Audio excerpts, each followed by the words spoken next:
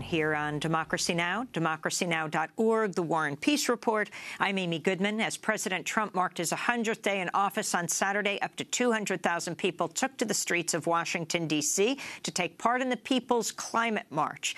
It was boiling, over 90 degrees. Democracy Now! Was on the streets, aired a 5-hour special. Ahead of the march, Democracy Now!'s Nermeen Sheikh spoke to the South African environmental activist Kumi Naidoo, the former head of Greenpeace. Well, Africans Rising for Justice, Peace and Dignity is a new African-wide social movement that is extremely concerned about the fact that right now we are already experiencing the first and the most brutal impacts of climate change.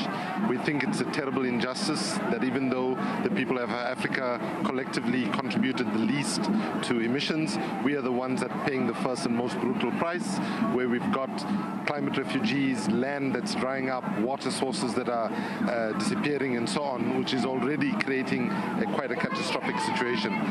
We feel extremely hurt that, in fact, the countries that carry the biggest responsibility continue to deny their responsibility, but also continue to deny the very fact that the science is absolutely clear that we have to get off dirty energy. So we're here to just bring a voice to say to the people of the United States to continue to put pressure on their governments, to recognize that if we continue on the path that we are, that when history is recorded, the United States will go down as a country that has the greatest power to avert catastrophic climate change, but abuse that power and carry the biggest responsibility for the crisis that we are currently heading towards. And people must be very clear.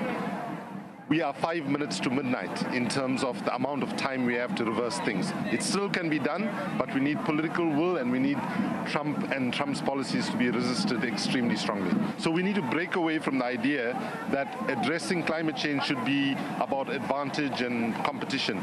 We have to have a greater sense of common shared purpose. And if you look at the appointments that is made in terms of the kinds of people that and their track records, their huge investments in the fossil fuel industry, it's clear that, like President George W. Bush appointed several people that did the bidding for the fossil fuel industry, Trump has even done more than what he has done. The fact that he's wanting to gut the Environmental Protecting Agency in the way that he's doing and so on is all extremely worrying signs, and it has implications not only for the people of the United States, but for the people of the world as a whole. And that is why it's important that Trump must recognize, and the Republicans that support him must recognize, that it's not only a groundswell and increasing numbers of American people that are resisting. They are actually the ones now that are the best and most eloquent supporters of terrorism. They are the best and most eloquent supporters of promoting anti-Americanism, and that is something that they need to revisit and change the policies. Otherwise, the United States will become more and more isolated from global public opinion, as is the case at the moment. I think it's very important that people realize that, you know, environmentalists like me say things like save the planet, save the environment. People must realize the planet actually does not need saving.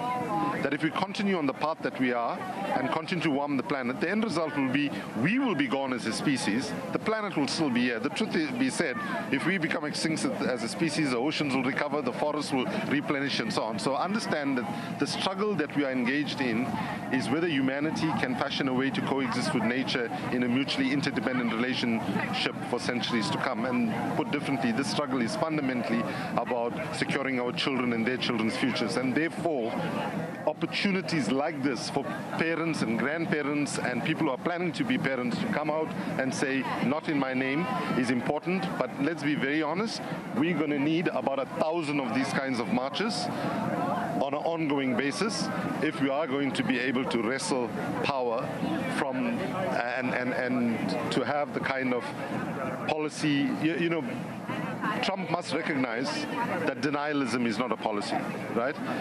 You cannot have people saying different things. You cannot, and the one thing that you'll hear talked about a lot in the march and interviews and so on is about we must protect the Paris Declaration.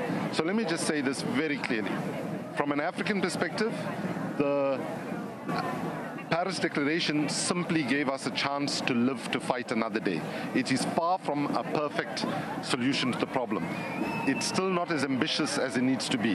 And to have now the White House and President Trump saying that they're going to actually mess with even this best agreement that the politics allowed us to get is so irresponsible.